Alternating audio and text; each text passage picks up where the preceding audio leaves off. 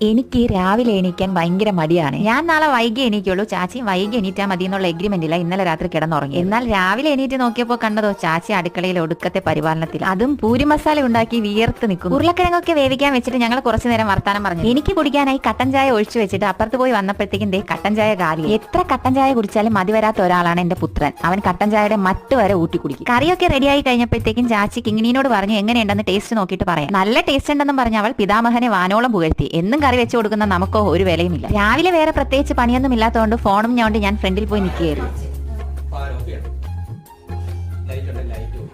എപ്പോഴും ഞാൻ റൂമിൽ നിന്ന് ഇറങ്ങുമ്പോൾ ഫാനും ലൈറ്റും ഒക്കെ ഓഫാക്കാൻ മറക്കും. ഇത് സ്ഥിരമുള്ള കലാപരിപാടിയാണ്. എന്നിട്ടും ഞാൻ നന്നാവും. ഉപദേശമൊക്കെ കേട്ട് കഴിഞ്ഞ് ഞാൻ പോയി പൂരിയും ചായയും ഉണ്ടാക്കി. സ്വന്തമായി ഉണ്ടാക്കിയ കറി ആസ്വദിച്ച് കഴിച്ച ഒരു ഡയലോഗും സൂപ്പർ ആയിട്ടുണ്ടെന്നും എനിക്കും കൂടി എന്തെങ്കിലും കഴിക്കാൻ തരുമെന്നും പറഞ്ഞ് അടുത്തൊരാൾ ഇരിക്കുന്നു. കാപ്പ് കൂടിയൊക്കെ കഴിഞ്ഞ് ടാറ്റ പറഞ്ഞ് ചാച്ചി വണ്ടി ഓടിക്കാനായി. കുറെ കഴിഞ്ഞപ്പോഴത്തേക്ക് ഇവിടെ ഭയങ്കര മഴയും ഭയങ്കര കാറ്റുമായി. ഇന്നത്തെ വീഡിയോ ഇത്രയുള്ളൂ. ടാറ്റാ.